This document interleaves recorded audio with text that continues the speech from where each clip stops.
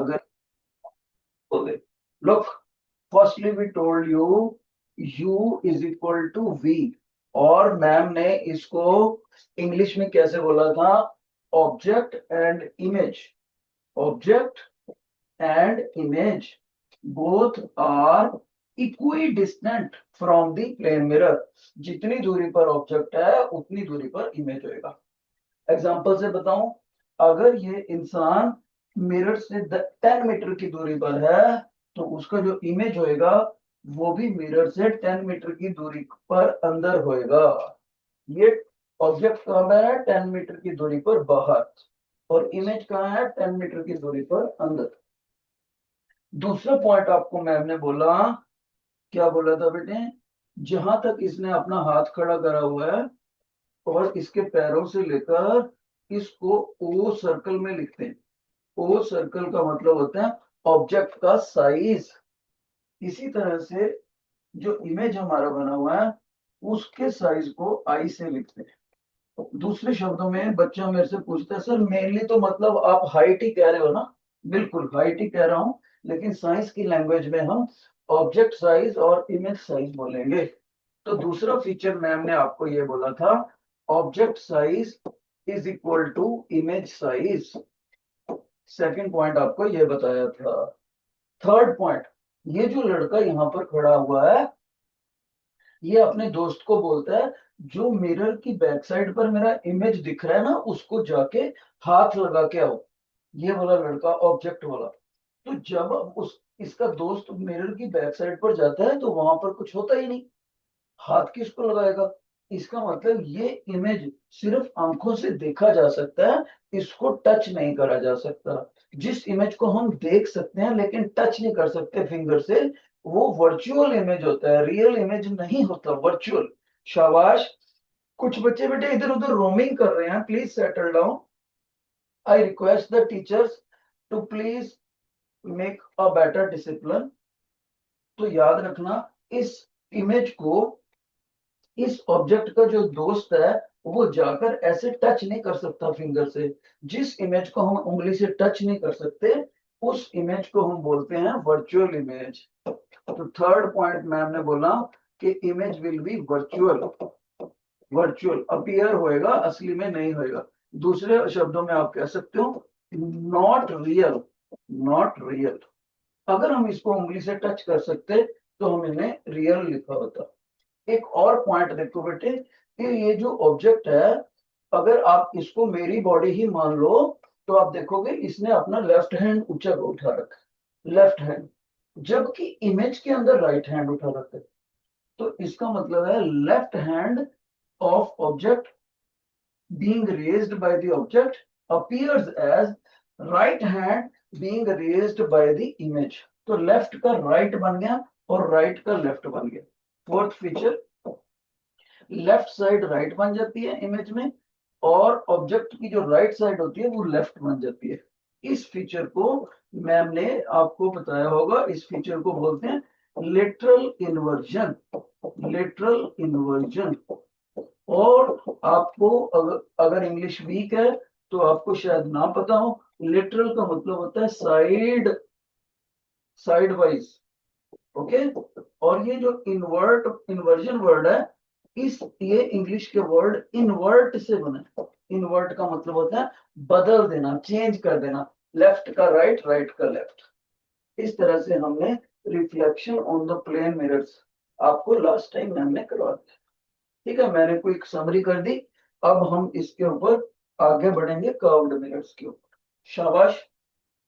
सभी बच्चे देखें कर्व्ड मिरर के ऊपर, स्फेरिकल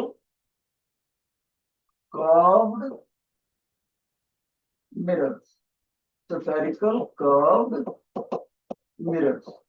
इसके ऊपर बच्चे आपको बहुत सारी टर्मिनोलॉजी पहले पता होनी चाहिए। सभी बच्चे टर्मिनोलॉजी पे बात करेंगे, काफी सारे इसमें टर्म्स हैं, उन टर्म्स के बारे में हमें नॉलेज होनी चाहिए। सबसे पहले देखो इसमें करना क्या है, हमने एक कांच का गोला लेकर आना है जो कि अंदर से खाली होगा। यानी बच्चा बोलेगा, sir have you taken hollow glass sphere, hollow glass sphere. ये जो सफियर है ये ट्रांसपेरेंट सफियर होना चाहिए, जरूरी नहीं है कि वो कांच का हो, पर क्योंकि कांच की ट्रांसपेरेंसी बहुत अच्छी होती है तो हम यूजुअली प्रेफर करते हैं कि ये कांच का ही गोला हो। ठीक है। दूसरा पॉइंट देखो बेटे, इस कांच के गोले में से हम यहां से लेकर यहां तक बिल्कुल स्ट्रेट लाइन में, यहां से लेकर यहां तक इतने पोर्शन को कट कर देते हैं। इतने पोर्शन को कट करके ये वाला पोर्शन, इस पोर्शन को जिस पे टीचर पेन चला रहे हैं इस वक्त, इसको कट करके मैंने यहाँ पे रख दिया। देखो ये रख दिया, गॉट इट। और इसको कट करके इधर से पॉलिश कर दी। जब इधर से जिस तरफ से सिल्वर पॉलिश कर देते हैं इधर से, उसकी दूसरी साइड हमेशा शाइनिंग हो जाती है। तो बच्चा बोलेगा सर इसका मतलब ये वाली शाइनिंग है, इस साइड से हम अपनी फोटो देख सकते हैं। बिल्कुल से ये शाइनिंग बन जाएगी। तो ऐसे मिरर को हम कॉनकेव स्फेरिकल मिरर बोलते हैं। सभी बच्चे ध्यान रखें, कॉनकेव मिरर। ओके। अगर इसी कांच के गोले में से मैंने एक हिस्सा ये काट दिया होता, यहां से लेकर यहां से मैंने इसको कट कर दिया, कट कर दिया और ये रखा, कट करके यहां से बिल्कुल स्ट्रेट लाइन से कट करके ये रख दिया और इस तरफ से पॉलिश कर दिया। अब देखो, इस तरफ से पॉलिश कर दिया तो जो इसका बाहर से एग्जॉर्टेड पोर्शन है, उभरा हुआ पोर्शन है, वो शाइनिंग बनेगा इस बार। शाइनिंग सरफेस, शाइनिंग सरफेस बाहर वाला। और जिस तरफ हमने सिल्वर का पॉलिश किया होता है बेटे, वो शाइन नहीं करता, सिल्वर पॉलिश। आप बोलोगे सर ये क्या लिख दिया आपने, एजी। एजी जो सिल्वर मेटल का सिंबल होता है, सभी बच्चों को याद रखना।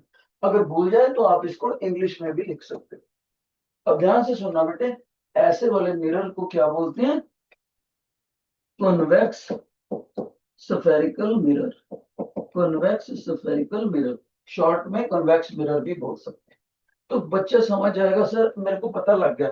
एक ही कांच का गोला ले लो, अगर इधर से लेफ्ट साइड से कट करके लेफ्ट साइड पर पेंट करोगे तो कॉनकेव, राइट साइड से कट करके लेफ्ट साइड पर पेंट करोगे तो कॉन्वेक्स। बिल्कुल सही। ध्यान से देख लो, आप इनकी पेंट की साइड मैंने दोनों में इधर को रखी, गलती मत कर देना पेपर में। राइट। दूसरी बात, आपको कोई बच्चा मेरे को बताएगा, देखिए किस बच्चे को पता है। ये जो मिरर होता है इसके मिड पॉइंट को पी से लिखते हैं। कोई बच्चा बताएगा पी क्या होता है बेटे, इसके मिड पॉइंट को भी पी से लिखते हैं, बिल्कुल सेंटर वाला पॉइंट। सभी बच्चों ने याद रखना है, वो पोल होता है, पोल। ओके। यहां से बिल्कुल ऐसे स्ट्रेट लाइन निकाल दो, स्ट्रेट लाइन, इसको बोलते हैं हम प्रिंसिपल एक्सिस, प्रिंसिपल एक्सिस। और यहां से स्ट्रेट लाइन निकाल दें, ये भी प्रिंसिपल एक्सिस होता है। तो ये दो चीजें आपको पता होनी चाहिए। ओके।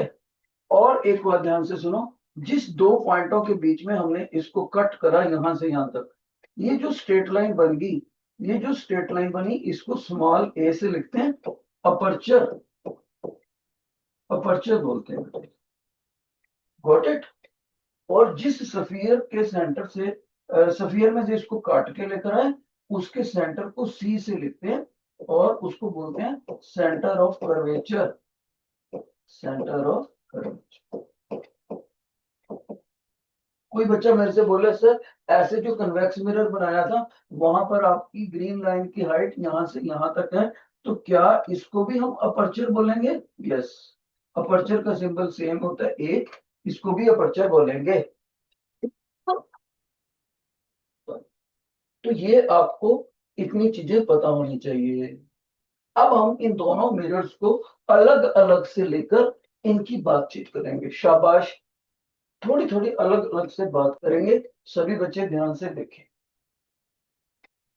जितने बच्चों को ये समझ आ गया please raise your hand first of all. शाबाश, have you understood it? Right hand खड़ा करो बेटे अगर आपको समझ आ गया। Have you understood it?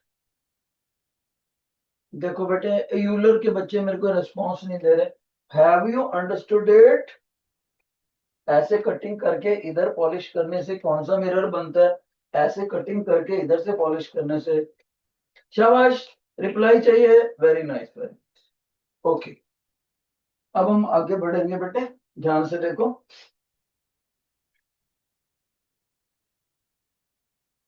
Your attention, first of all I have taken the concave spherical mirror, concave spherical mirror, इसको कैसे बनाए, ये देखो, ये करा और इस तरफ से पॉलिश कर दिया बेटे, राइट। और यहाँ पर ये पोल है, मिड पॉइंट, इस पोल से हमने ये स्ट्रेट लाइन निकाला, इस स्ट्रेट लाइन को हमने प्रिंसिपल एक्सिस बोला था, प्रिंसिपल एक्सिस। अब इस प्रिंसिपल एक्सिस के ऊपर हम अपना ऑब्जेक्ट रखेंगे। तो मैं एक बात बताना चाहता हूं, जिस कांच के गोले में से हमने इसको काटा था, उसके सेंटर को हमने यहाँ पर सी दिखाया था, जिसको हमने सेंटर ऑफ कर्वेचर बोला था। ठीक है, आपको समझाया था। पी को क्या बोलना है, पोल, सी को क्या बोलना है, centre of curvature, centre of curvature. अब यहां पर एक बात और याद रखनी आप, कौन सी बेटे, जो इन दोनों के बिल्कुल बीच में मध्य में एक बिंदु होगा, बिल्कुल सेंटर में, पी पॉइंट और सी पॉइंट का मिड पॉइंट, उसको भी एक खास नाम दिया जाता है, एफ से लिखते हैं उसको, उसको बोलते हैं प्रिंसिपल फोकस, प्रिंसिपल फोकस। शाबाश, ये 3 पॉइंट आपको कम से कम याद होने चाहिए। अब देखो, हम यहाँ पर इसके ऊपर एक ऑब्जेक्ट रखेंगे और उसका इमेज बनेगा। देखो, मैंने ये एक निडल रख दिया, निडल, निडल को मैं एज एन ऑब्जेक्ट ले रहा हूं बेटे। Your attention, I have taken this needle as an object. ठीक है, अब हमें समझ में नहीं आता कि हम कैसे इसका इमेज बनाएं और किस तरह का बनेगा, वो हमने बात करनी, राइट। एक बात पक्की याद रखना, ध्यान से सुनो बच्चे, सभी बच्चे, जितना ये ऑब्जेक्ट ज्यादा नजदीक जाएगा मिरर के, उतना ही उसका इमेज प्रिंसिपल एक्सिस के नीचे बनेगा और वो पीछे आता रहेगा। फिर से सुनो, जैसे ही ये ऑब्जेक्ट आगे जाएगा, उस उसकी जो फोटो बनेगी मिरर में, वो रेज रिफ्लेक्ट होकर इधर आएंगी, तो इमेज इधर को जाता जाएगा, ऑब्जेक्ट गोज फॉरवर्ड और इमेज बैकवर्ड आता है। कौन से मिरर में, कॉनकेव मिरर में, याद रखना। और ये दोनों, बच्चा कहेगा सर ये दोनों कहीं कहीं ना कहीं आपस में एक दूसरे की सीध में भी आएंगे, बिल्कुल आएंगे। जब ये हमारा ऑब्जेक्ट चलते चलते सी पॉइंट पर आ जाता है, तब इमेज भी सी के ऊपर आता है। ध्यान से सुनना, अब ये इमेज कैसे बनाना है, सभी बच्चे देख लो। अब कैसे बनाना है, मैं क्या करता हूं, इसके ऊपर से ये पिंक कलर की रे ऑफ लाइट निकाली, ये हो गया रे ऑफ लाइट, हमेशा सीधी रेखा में जाती है। जब रे ऑफ लाइट बिल्कुल सीधी रेखा में जाती है, उसकी इस प्रॉपर्टी का नाम याद होना चाहिए मेरे बच्चों को, उसकी प्रॉपर्टी का नाम होता है rectilinear propagation, rectilinear propagation. Light की रे स्ट्रेट लाइन में जाती है, हमेशा याद रखना है, जब भी लाइट स्ट्रेट लाइन में जाएगी, व्हाइट लाइन के सीध के साथ साथ जाएगी ऐसे, तो ये मिरर से टकराने के बाद एफ पॉइंट में से गुजरती है, ऐसे टकरा के वापस आ जाए। तो बच्चे आपने क्या याद रखना है, जब भी रे ऑफ लाइट ऐसे जाए, टकराने के बाद फोकस में से वापस आए। दूसरी बात क्या याद रखनी है, ध्यान से सुनो सभी बच्चे, इधर देखो। दूसरी बात इससे उल्टी याद रखनी है, बस उल्टी का मतलब, अगर लाइट एफ में से जाएगी तो वो बिल्कुल सीधी रेखा में वापस आएगी। फिर से देखो, दो ही बातें याद रखनी है बस, अगर सीधी जाएगी तो टकराने के बाद, रिफ्लेक्शन होने के बाद मिरर से ये एफ में से जाएगी, पहली बात। और दूसरी बात, अगर वो जाएगी ही बिल्कुल फोकस में से, पहले फोकस में से गुजार दो, देखो मैं निकाल रहा हूं, पहले ही फोकस में से गुजर गई और यहां से मिरर से टकराएगी, तो याद रखना सभी बच्चों ने, मिरर से टकराने के बाद बिल्कुल व्हाइट लाइन के पैरेलल चली जाएगी, बिल्कुल सीध में चले जाएगी, ऐसे जाएगी। दो ही बातें याद रखनी है बस, दो बातें। कौन सी? सभी बच्चे ध्यान से सुनो। जो रे ऑफ लाइट बिल्कुल सीधी रेखा से जाएगी वो मिरर से टकरा के फोकस में से आ जाएगी, और जो लाइट जाएगी ही फोकस में से वो मिरर से टकराने के बाद सीधी रेखा में आ जाएगी। एक दूसरे के उलट बातें हैं दोनों। जहां पर ये दोनों रेज आपस में कट करती हैं वहीं पर हमने ये इमेज बनाना है।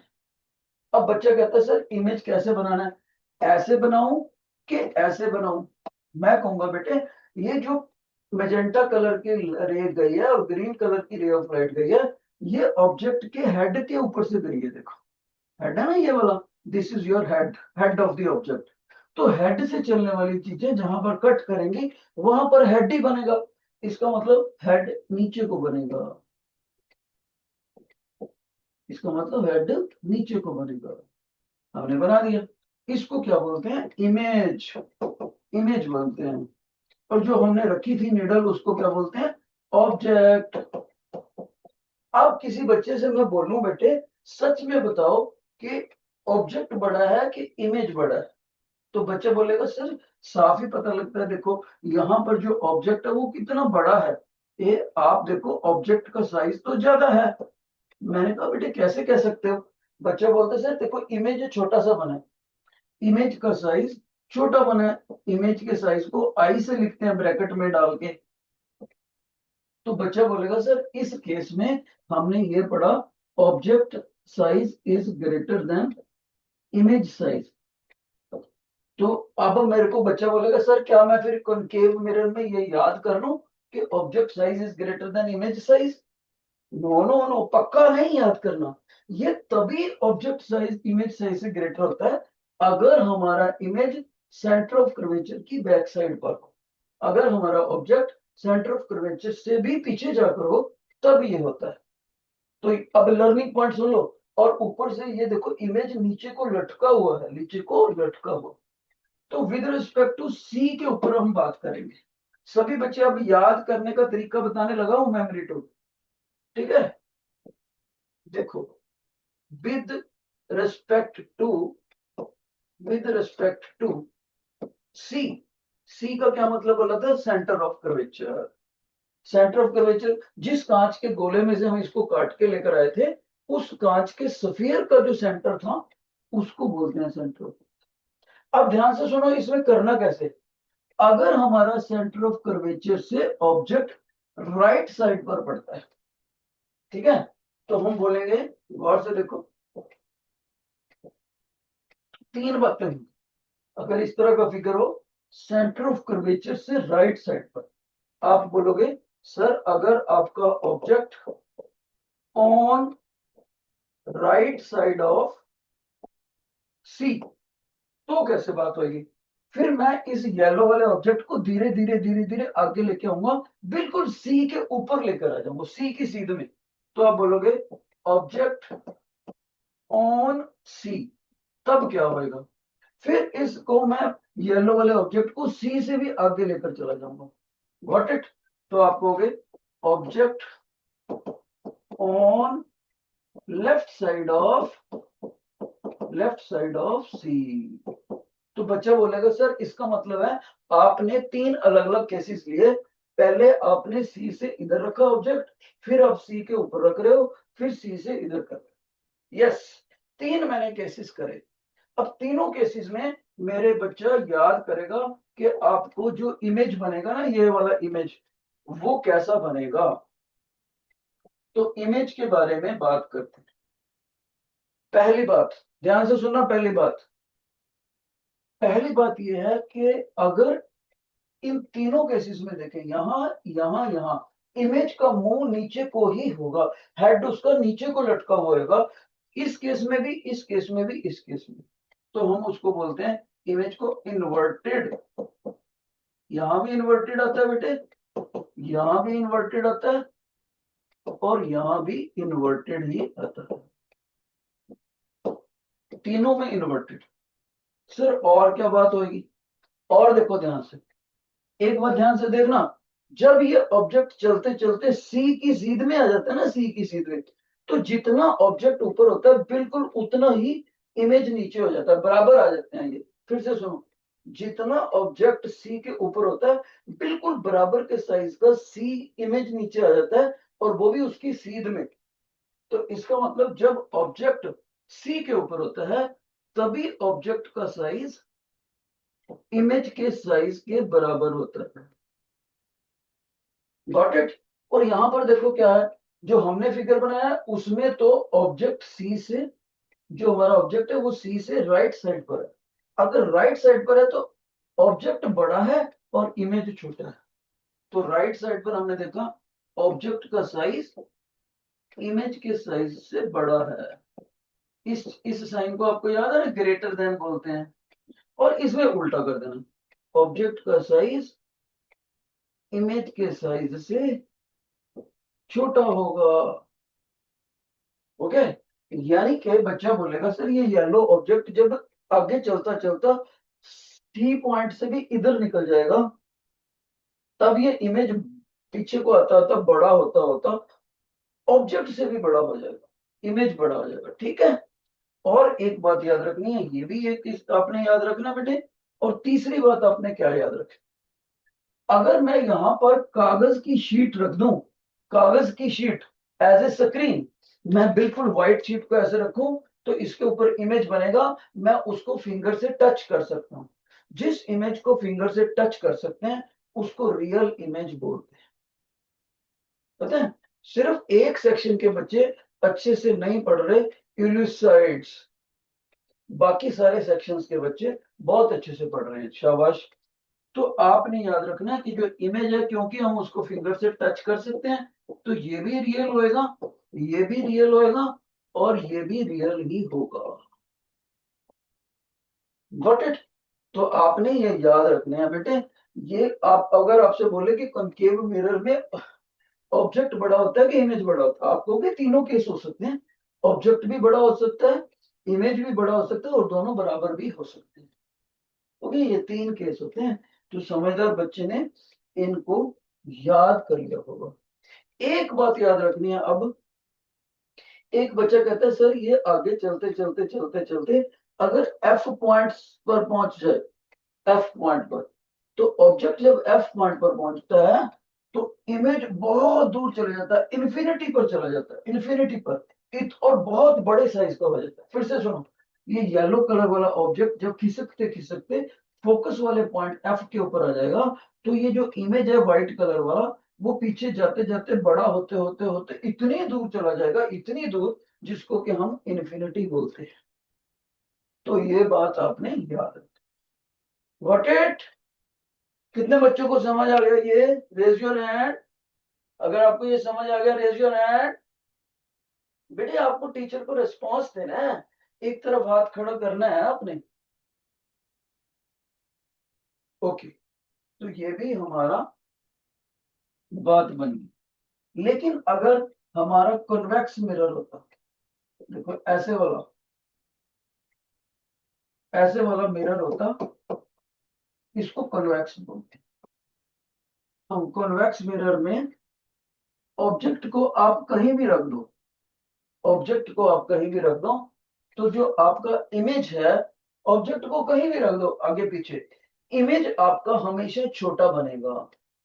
जो इमेज बनेगा वो हमेशा छोटा बनेगा ऑब्जेक्ट के मुकाबले। ओके। तो इसमें याद रखना, image will always be lesser than object size. बस इसमें यही याद रखना और कुछ नहीं। कौन से में, कॉन्वेक्स में। ओके। तो बच्चा कहेगा सर पहले कौन सा करा था हमने, पहले ऐसे वाला करा था, वो कनकेव था।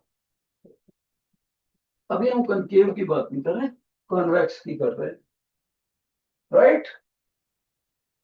अब यहां से अब हमने ये असाइनमेंट सॉल्व करनी है। सभी बच्चे असाइनमेंट निकालने हैं। Open your assignment. शाबाश बेटे, ओपन दी असाइनमेंट। अब इसके ऊपर हम क्वेश्चन करेंगे, सिलेक्टिव क्वेश्चन करेंगे। सबसे पहले मुश्किल वाले क्वेश्चन करेंगे, मुश्किल वाले क्वेश्चन करेंगे। क्वेश्चन नंबर सेकंड करते हैं, शाबाश, सेकंड। मैडम ये यूस यूल साइड जो सेक्शन है, इसके बच्चे डिसिप्लिन में नहीं है, बाकी सेक्शंस के बच्चे डिसिप्लिन में है, प्लीज कंट्रोल। तो क्वेश्चन नंबर सेकंड है बेटे,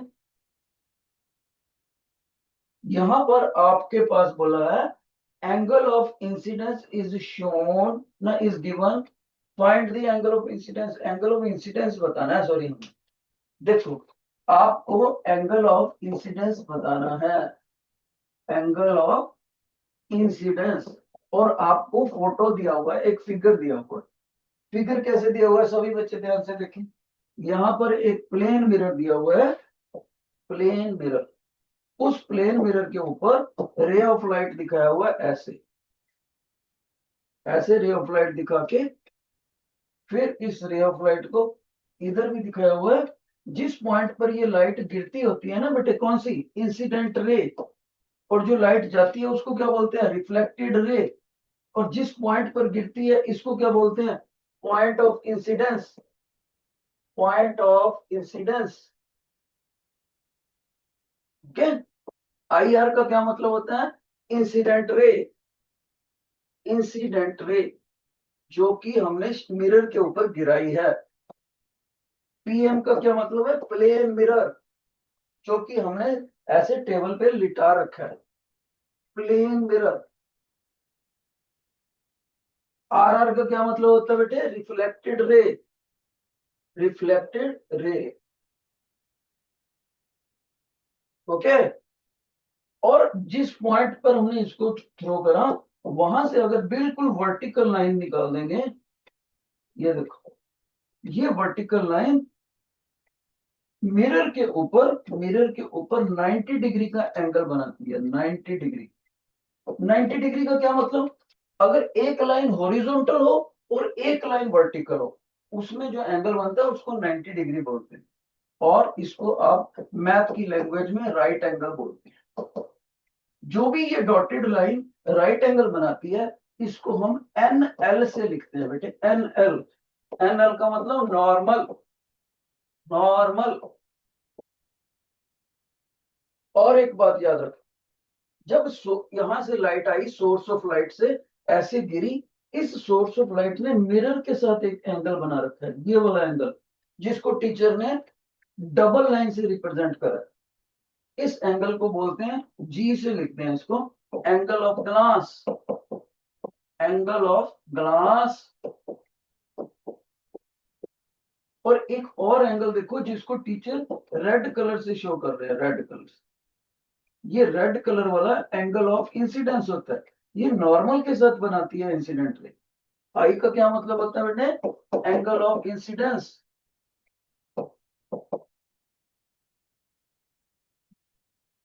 और देखो, यहां से लाइट टकरा के इधर को चलेगी, रिफ्लेक्टेड रे, और इस रिफ्लेक्टेड रे ने जो नॉर्मल के साथ एंगल बनाया, जिसको टीचर ग्रीन कलर से शो कर रहे हैं, ये डबल लाइन वाला ग्रीन कलर वाला एंगल, इसको आर से लिखते हैं, angle of reflection, angle of reflection, इसको आर से लिखते हैं।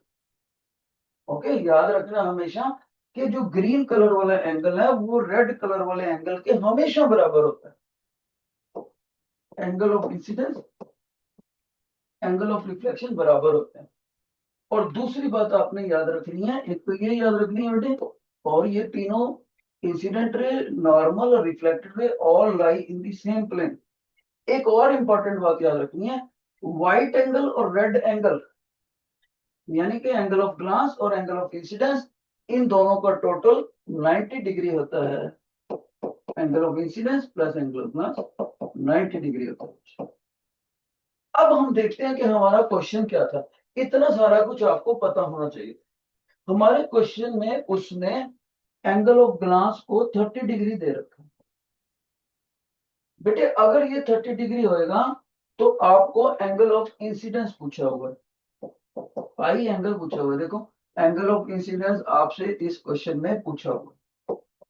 Got it? कोई बच्चा बता सकता है एंगल ऑफ इंसिडेंस कितना होगा? अगर ये 30 डिग्री है तो रेड वाला एंगल कितना होगा, अगर व्हाइट वाला एंगल 30 डिग्री है तो रेड वाला कितना होगा। शाबाश, एक बच्चा बता रहा है ब्रह्मगुप्ता में। बेटे बताओ कितना होएगा, शाबाश। ब्रह्मगुप्ता में एक बच्चा फर्स्ट पे, शाबाश। फॉर्मेट सेक्शन में बहुत से बच्चों के हाथ खड़े हैं, वेरी गुड। माइक ऑन करो बेटे ब्रह्मगुप्ता, फिर आप मेरे को बताओ। बहुत ही बढ़िया। तो इस बच्चे ने क्या करा जानते हो, बिल्कुल सही, शाबाश। इसने बोला सर ये 30 डिग्री को इस यहाँ पर रख दो, 30 डिग्री को यहाँ रखा एंगल ऑफ ग्लास पे। तो आप क्या करोगे, देखो angle of I plus 30 degree is equal to 90 degree. फिर 30 डिग्री को आप उधर ले जाओगे तो अलजेब्रिक साइन माइनस हो जाएगा इसको, तो एंगल ऑफ इंसिडेंस बन जाएगा यहाँ पर 90 डिग्री माइनस 30 डिग्री, जो कि 60 डिग्री हमारा आंसर। बहुत अच्छे, बिल्कुल, शाबाश। सभी बच्चों को ध्यान से सुन लो, इस पूरे क्वेश्चन में क्या क्या पता होना चाहिए। फिर से समरी करता हूं, एक बार ध्यान से सुन लेना जिसने नहीं सुना। जो शरारती बच्चे हैं ध्यान से सुन लो एक बार। पी को बोलते हैं point of incidence, R means reflected ray, I R means incident ray, red angle angle of incidence, green angle angle of reflection, और ये जो व्हाइट एंगल है जो इंसिडेंट रे ने मिरर के साथ बना रखा है, प्लेन मिरर के साथ, इसको एंगल ऑफ ग्लास बोलते हैं, angle of glass. Incident ray और रिफ्लेक्टेड रे बराबर होते हैं, और इंसिडेंस और ग्लास का टोटल 90 डिग्री होता है, और incident ray is equal to angle of reflection. जिन बच्चों को ये समझ आ गया, raise your hand, raise your hand बेटे, if you have understood it. बेटे यूलर के बच्चों से पूछ रहा हूं मैं तो। If you have understood it please raise your right hand. जो बच्चे दोनों हाथ नहीं खड़ा करना चाहते वो प्लीज मेरी क्लास छोड़ दें, I don't want to teach them. दोनों में से एक हाथ खड़ा करना है। नहीं समझ आया तो लेफ्ट हैंड, समझ आ गया तो right hand. Right means right thing, शाबाश। Euler section please respond me. जो दोनों हाथ नहीं खड़ा करना चाहते don't sit in my class. Okay, now I got the response that maximum student have understood. Okay बेटे, अब हम इसमें से सेकंड क्वेश्चन कर लिया टिपिकल वाला। अब हम एक और क्वेश्चन करेंगे, शाबाश। सभी बच्चे चलेंगे इस वाले क्वेश्चन पे, बैक साइड पर, बैक साइड पर आ जाओ, पेज नंबर सेकंड के ऊपर फिफ्थ क्वेश्चन देखो, पेज नंबर सेकंड के ऊपर फिफ्थ क्वेश्चन। ऐसे करके एक फोटो बनाया हुआ है, एक यहां पर प्लेन मिरर बनाया हुआ है,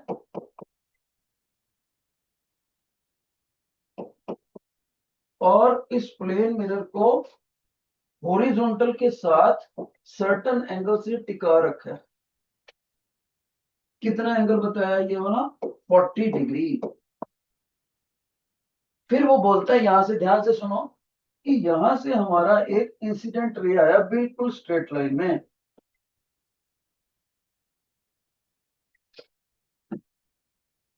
अब ये बोलता है कि अगर ये 40 डिग्री है तो येलो वाली जो रे ऑफ लाइट है उसका एंगल ऑफ इंसिडेंस, नहीं सॉरी, एंगल ऑफ रिफ्लेक्शन बताओ, एंगल ऑफ रिफ्लेक्शन। शाबाश। ये जो येलो वाली लाइट है, इस येलो लाइट ने मिरर से टकराने के बाद कहीं ना कहीं तो जाना ही है। तो कोई बच्चा बोलेगा सर देखो इधर से ऐसे जाएगी, ध्यान से सुनना अब, कैसे जाएगी।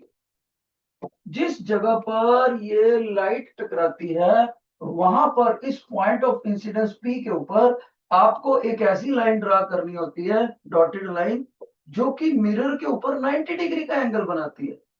इसको नॉर्मल बोलते हैं बेटे, देखो 90 डिग्री शो करा, एन एल नॉर्मल, और येलो वाली लाइन क्या है, इंसिडेंट रे। अब आपको पता है कि इंसिडेंट रे ने जो एंगल बनाया होता है नॉर्मल के साथ, उसको एंगल ऑफ इंसिडेंस बोलते हैं। और ये येलो लाइट यहां से टकराने के बाद मिरर से इस तरफ चली जाएगी, इस तरफ। तो आपको ये वाला एंगल पूछा हुआ है, कौन से वाला एंगल पूछा हुआ है, जिसको टीचर ने रेड कलर से मेंशन करा हुआ है। एंगल ऑफ रिफ्लेक्शन आपको पेपर में पूछा होगा। है कोई क्लास में बच्चा इसको जो रेड कलर के एंगल को बता सके? What is angle of reflection? कोई बच्चा है क्लास में? कोई नहीं? देखो ध्यान से सुनना, सभी बच्चों को पता है। Let me change the colour, ज्यादा अच्छा दिखेगा आपको येलो कलर। सभी बच्चों को पता है सर, एंगल ऑफ रिफ्लेक्शन आपका आसानी से निकल जाएगा अगर आपको एंगल ऑफ इंसिडेंस पता लग गया। In case you know angle of incidence, तो एंगल ऑफ इंसिडेंस अगर आपको समझ आ गया। अब एंगल ऑफ इंसिडेंस ही नहीं हमें पता कितना है, वो कैसे निकालेंगे? गौर से देखो, बच्चा बोलेगा सर ये नॉर्मल है, ये 90 डिग्री का एंगल बना रहा है मिरर के साथ। बिल्कुल नॉर्मल तो 90 बनाता है, लेकिन आपका ये एंगल 40 डिग्री है व्हाइट वाला, तो आपका ये व्हाइट वाला एंगल भी 40 डिग्री ही होगा। ये क्यों 40 डिग्री होगा? मैथ का पॉइंट आ गया बेटे। मैथ का पॉइंट हो गया अल्टरनेट एंगल्स। अगर दो पैरेलल लाइनें हो और यहाँ पर स्ट्रेट लाइन ऐसे निकालें, इसको ट्रांसवर्सल बोलते हैं, ये दोनों एंगल इक्वल होते हैं, अल्टरनेट एंगल्स। ये 40 डिग्री हमें गिवन है, इसका मतलब येलो लाइन और व्हाइट लाइन पैरेलल है, ग्रीन लाइन ट्रांसवर्सल है, तो ये 40 डिग्री और ये 40 डिग्री आपस में अल्टरनेट एंगल्स हो गए। कौन सा वर्ड बोला टीचर ने? Alternate angles. अब गौर से देखो, अगर व्हाइट एंगल हमें पता लग गया 40 डिग्री, मेजेंटा कलर वाला एंगल आई हमें निकालना है, लेकिन दोनों का टोटल 90 डिग्री है बेटे, तो हम क्या लिखेंगे? Angle I plus 40 degree is equal to 90 degree. 40 को इधर लेके जाएंगे, एंगल ऑफ इंसिडेंस कितना हो गया बेटे? आपको सभी को माइनस करना आता है, 50 डिग्री हो गया। और जितना एंगल ऑफ इंसिडेंस होता है उतना ही एंगल ऑफ रिफ्लेक्शन होता है, ये लाज होते हैं। इसका मतलब आप कहोगे सर क्योंकि आपका एंगल ऑफ इंसिडेंस 50 डिग्री निकल गया, तो आपका एंगल ऑफ रिफ्लेक्शन भी आई के बराबर होना चाहिए 50 डिग्री, तो आपका आंसर हो गया। इस तरह से आप सी ऑप्शन को टिक करोगे, you will pick up the C option. बाकी बेटे नेक्स्ट टाइम करेंगे, इंग्लिश की क्लास लगाते हैं।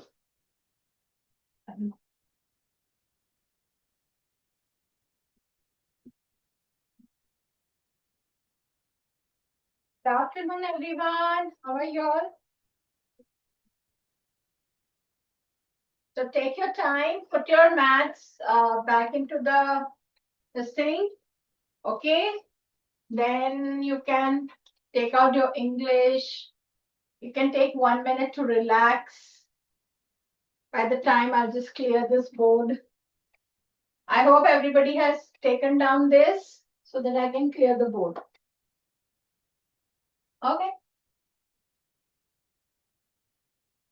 So, do you have your English worksheets with you? Do you have your worksheets? Very good. Very good. So English is like today, we are going to do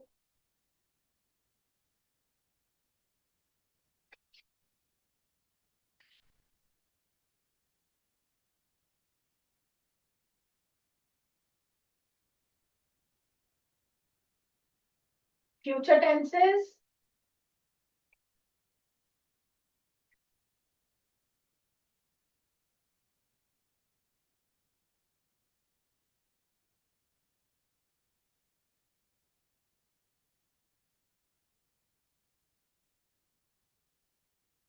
So what is the rule for simple future? Okay, for future simple, what is the rule? Which word do you use? Will plus base verb. Like week 1. Okay, so will plus base verb. Now all the sentences which are in simple future, you will do them. Do them. Okay, start doing them. I'm sure you will be able to do them very well. So there are 4 types of futures. Second is future continuous.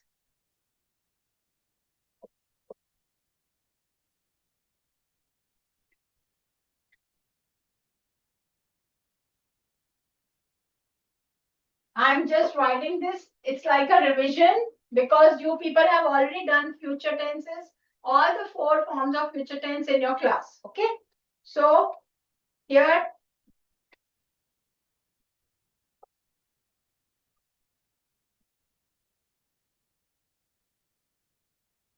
which participle will come? Present participle, continuous.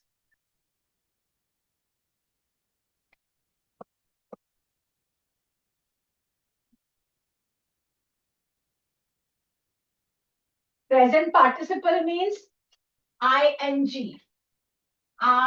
ing. Verb plus ing. So it is base verb plus ing. Okay. So you will be doing will be plus base verb plus ing. Like run will become running, jump will become jumping. You can put down these rules so that when you start doing the sheet, you don't make a mistake. Okay. I'm sure you will not make a mistake then. Future perfect. So third is future perfect.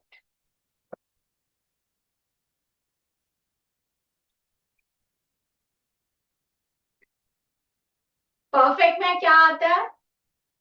Have आता है, has आता है, had आता है. Okay, so future है तो have आएगा.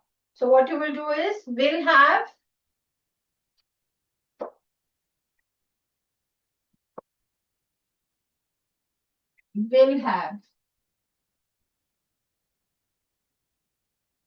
plus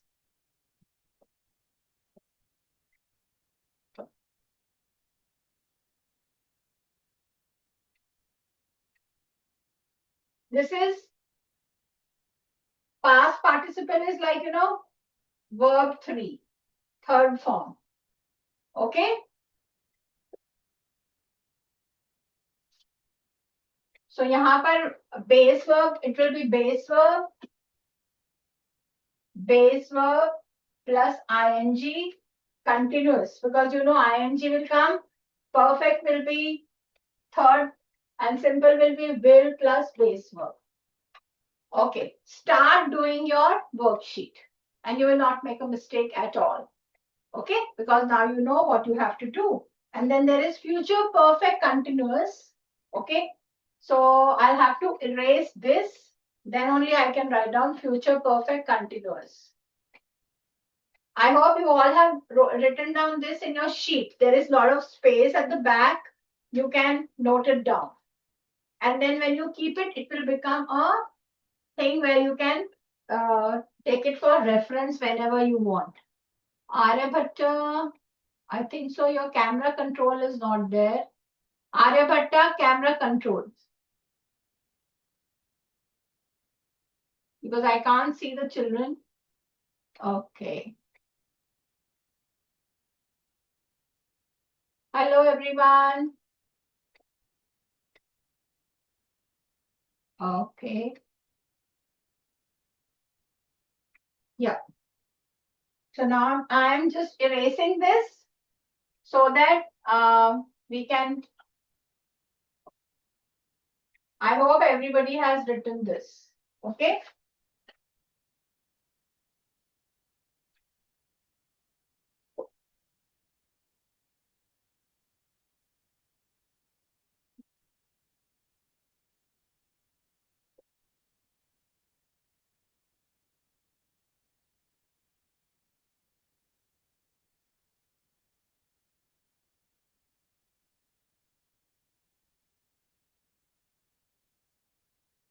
Future perfect continuous.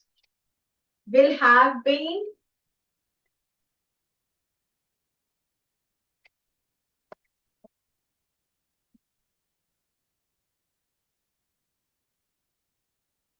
Tell me what else will come here. Will have been. Present participle.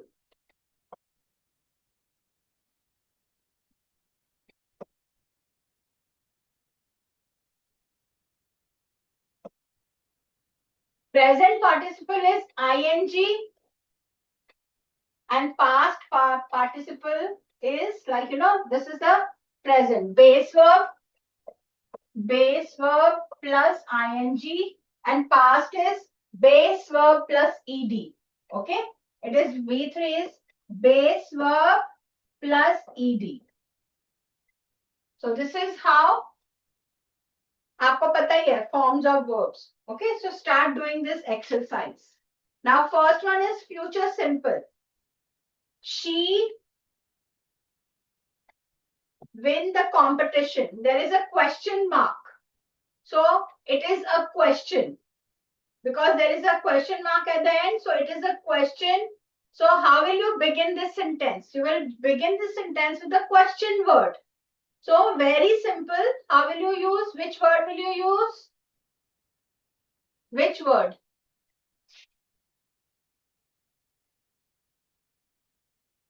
She is given. Then there is a slash, win the competition. And there is a question mark. So what will you use? What will be the answer for this? Euclids. Everybody is talking. I can see that nobody is doing any work. So let me do the first one for you.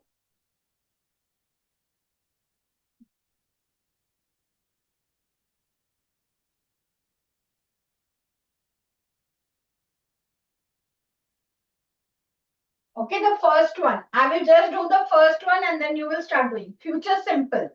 Okay, she win the competition.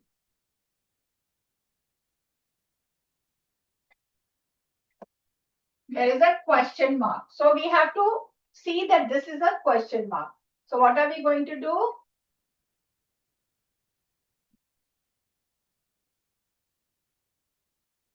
We'll start it with will.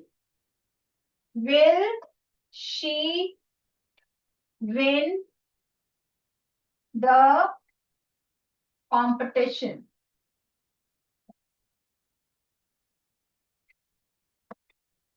So this is a question and this is your base verb. Okay, and we have used will. So this is how you will do this whole thing. Will she win the competition? Okay, so next one. You have to do future continuous. तो continuous में जो verb है वो ing हो जाएगा. Okay, and will come. So do it. Future continuous.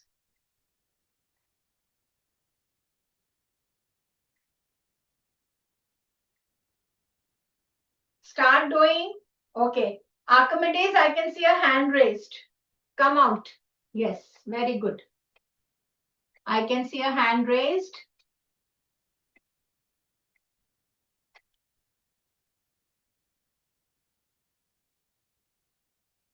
She will be waiting when we arrive.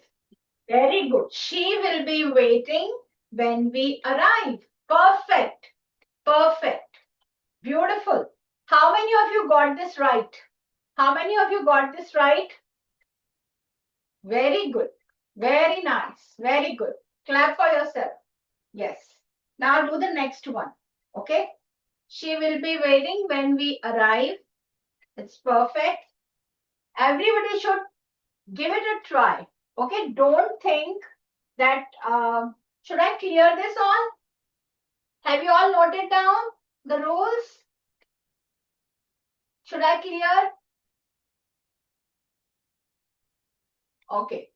So we can now, first one was done for you. Second one was done. Third one. Future perfect. अगर perfect है तो has and had will be there. By next week, future है तो have will be there. By next week, I / finish this work. Yes, Archimedes. On my right, yellow t-shirt, last bench, yellow t-shirt. By next week, I / finish this work. Next week, I will have finished this work. Perfect. Perfect. Bilkul right. By next week, I will have finished this work. Okay? How many of you got this right? Very good. If you still want, if you still have some confusion, you can ask me. Okay? Don't hesitate. Clear your doubts. Next.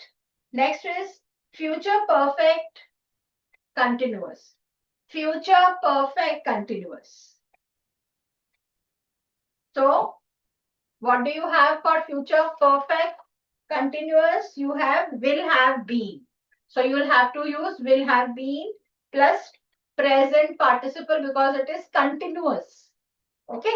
So जितना भी continuous है उसमें ing तो आती है. Okay. Again, Archimedes is giving me a lot of answers. Yes. Gauze, I can see on my right. Red t-shirt. There is a boy sitting by the wall here. A girl. Sorry, girl. Please come out. Yes. The fourth one. Future perfect continuous.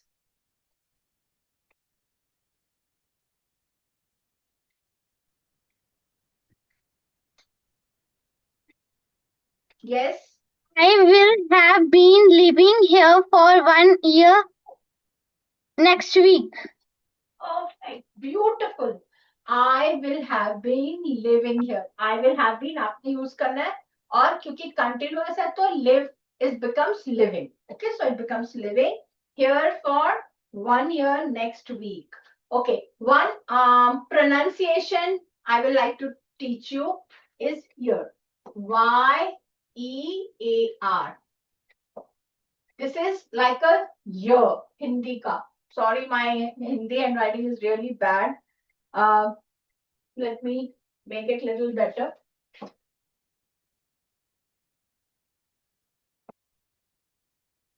Okay, so साथ में हम ये भी like so it's like Y is like a year sound. Okay, I hope this is the year of Hindi. So it's year. We don't say year, we say year. Everybody say year, repeat. Year. 1 year, 2 year, 3 year, 4 year, 5 year. Nobody will say year. 1 year, wrong. 2 year is wrong. Year ye hai. That is the a. Okay, this is the year. So it is year. The pronunciation is year. I hope everybody, and don't make this mistake again. Keep it in your mind, and now from now on, never say year, 1 year. Thank you. We have come back to this. Okay. Now, next one. Simple, future simple. Okay. Who / pass the exam? Very simple. Aryabhatta, anyone? First bench, middle row, the boy in the blue turban. Aryabhatta, middle row. Yes. Very simple. Fifth one. It is future simple.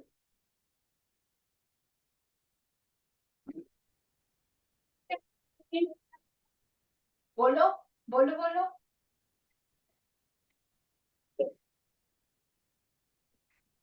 Come on.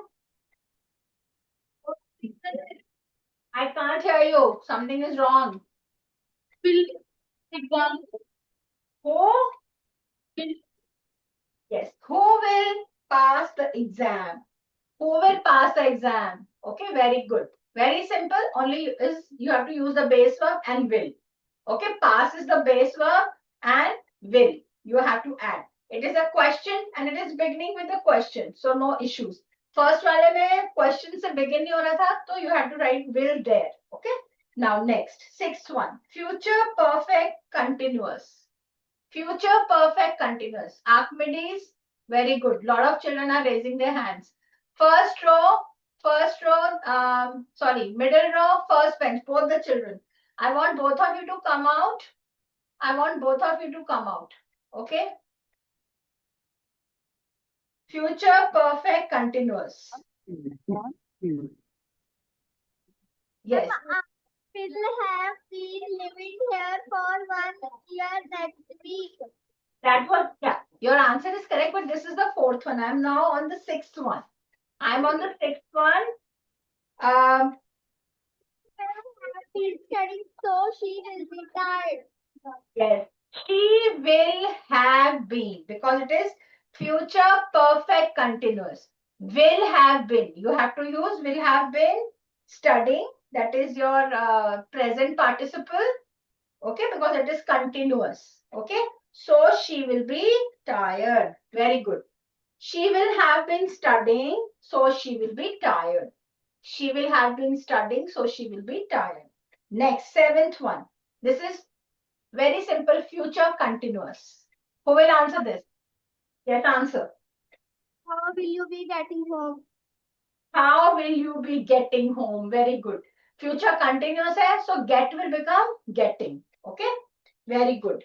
Very good. Next, eighth one, future continuous again. Who will answer this? Anyone from Euclids? Anyone? Or Brahma Gupta? Yes. Middle row, a blue t-shirt. Come out. Brahma Gupta. Euler, you also be ready. I'm coming to you, and even her Farmer. Yes, Farmer is already raising hands. Very good. I'll just call you. Future continuous.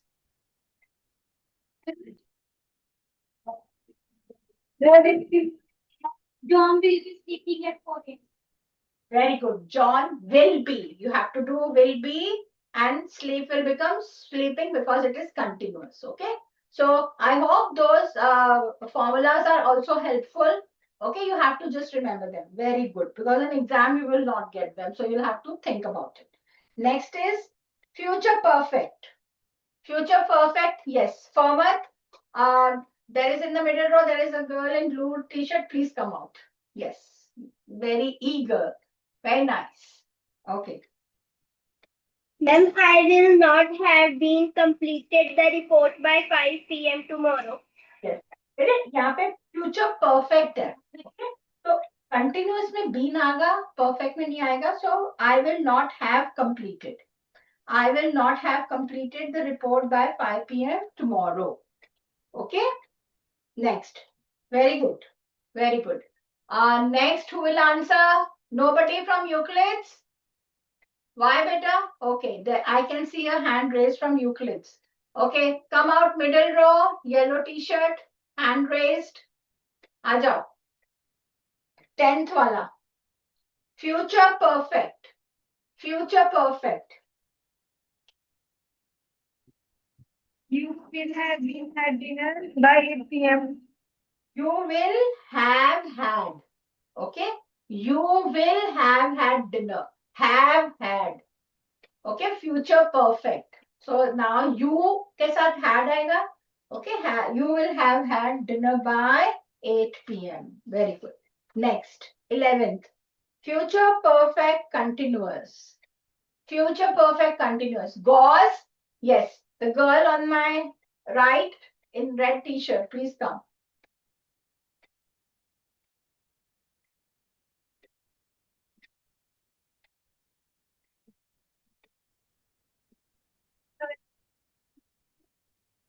How long will you have working here when you retire? Okay, future perfect continuous. So will you have? Perfect है ना बेटा?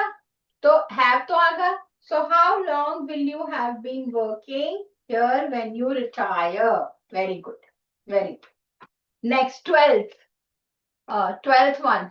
Okay, anyone from Euler? Middle row. Middle row, I can see two boys sitting. One in green t-shirt, one in blue. Both of you come out with your answers. 12th. Yes, come out, beta. Aajo, fatafat. Future perfect.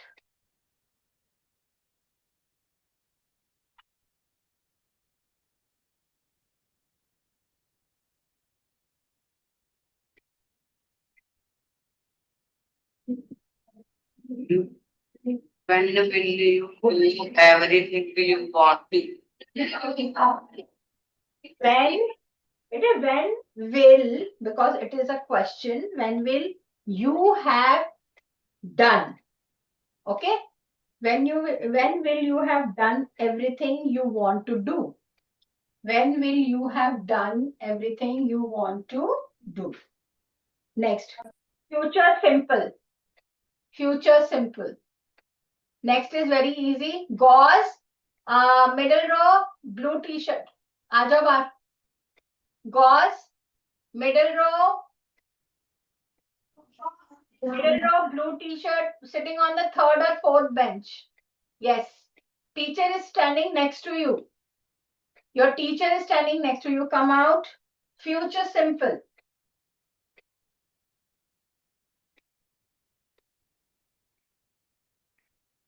Will and base form of the verb.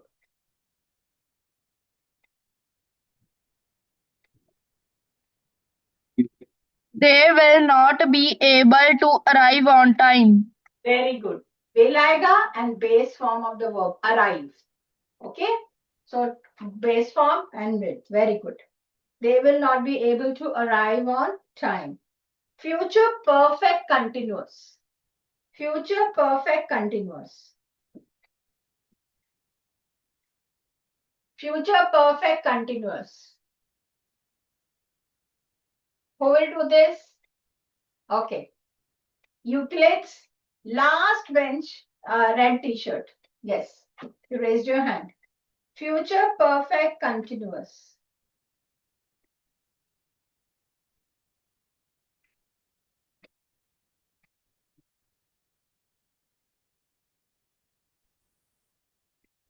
He will not have been working here for 3 years next month. Very good. Perfect.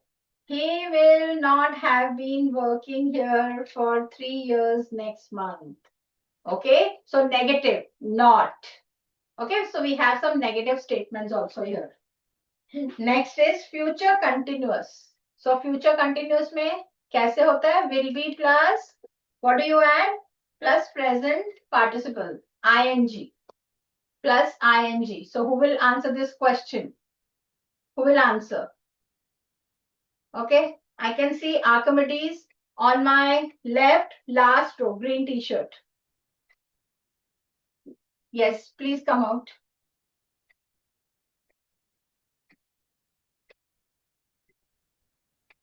Be taking her car to the party.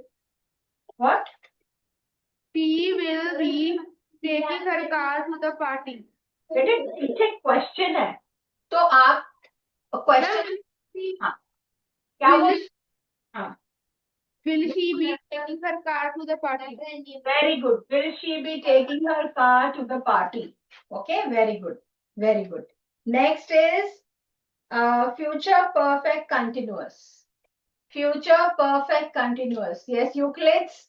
I can see a few hands. Only one child is raising hand in Euclid's. Yes. Okay, red t-shirt, come out. You can come out. The girl sitting at the back.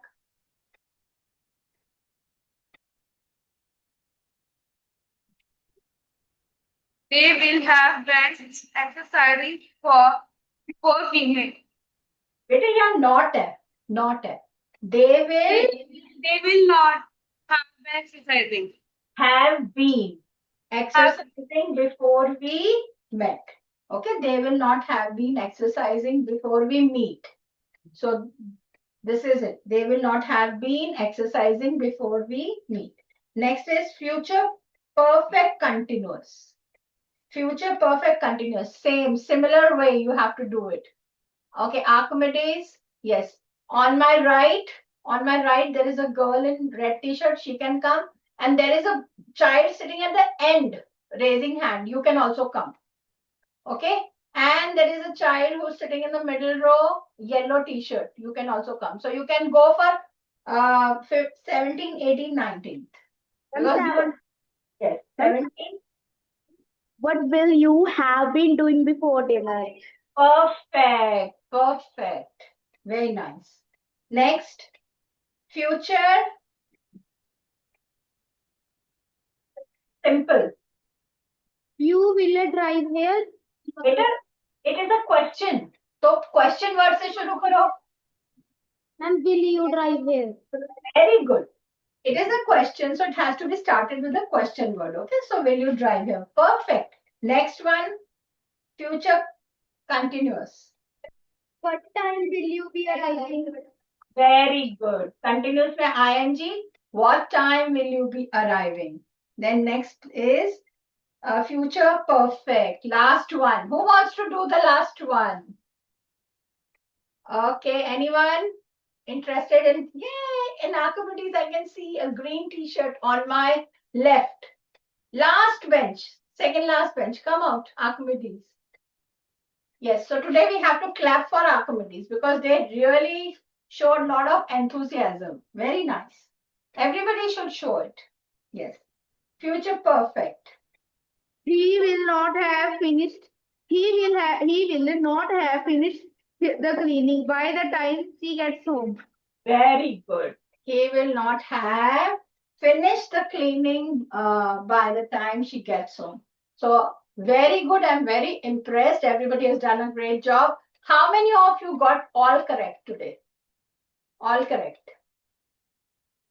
Okay. Very nice. Yeah, but I would have expected like a little more number, but good.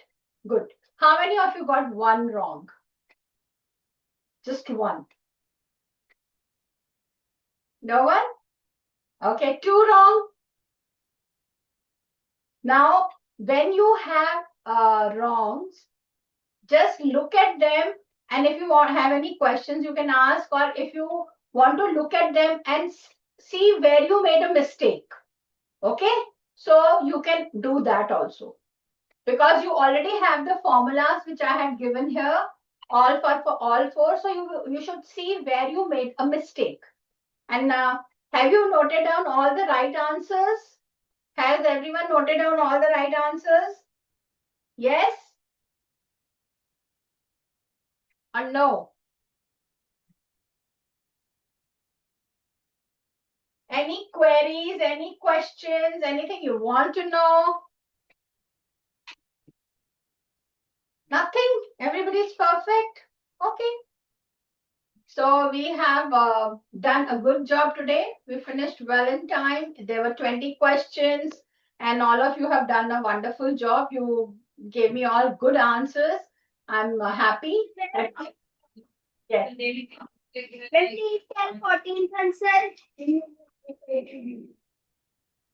In the 14th answer, future perfect continuous.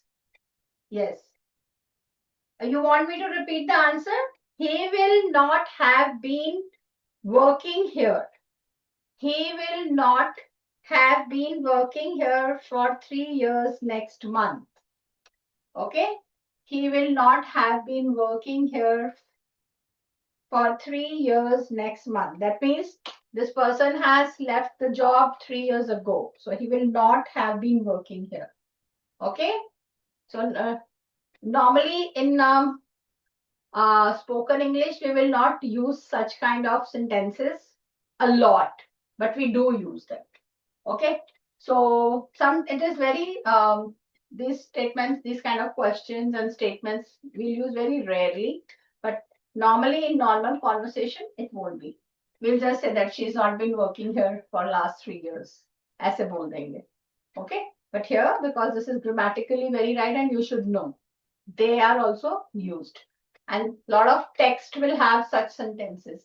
So when you will be sitting for a lot of English exams in future, you will find a lot of, like, if you want to go to any foreign university, you have to give a lot of English exams. Even in India, English is compulsory. Any CLAT you want to give, any exam you want to give, you have to give paper for English comprehension, which is very important.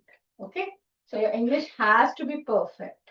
Otherwise, you'll have to work very hard when you start giving your exams.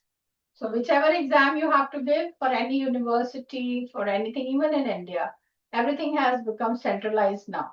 Okay, all India exams, state exams, lot of work. Even for universities, they have like a centralized exam now. So start working. I hope you have all done. You can put down your books bag in your book bag. It's time to leave now. Your class is over. Okay. I hope you all enjoyed.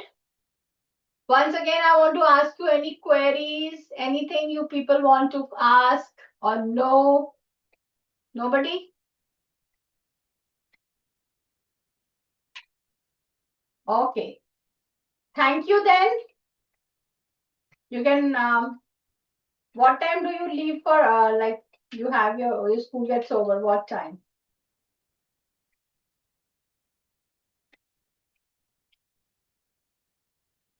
You can pack your bags.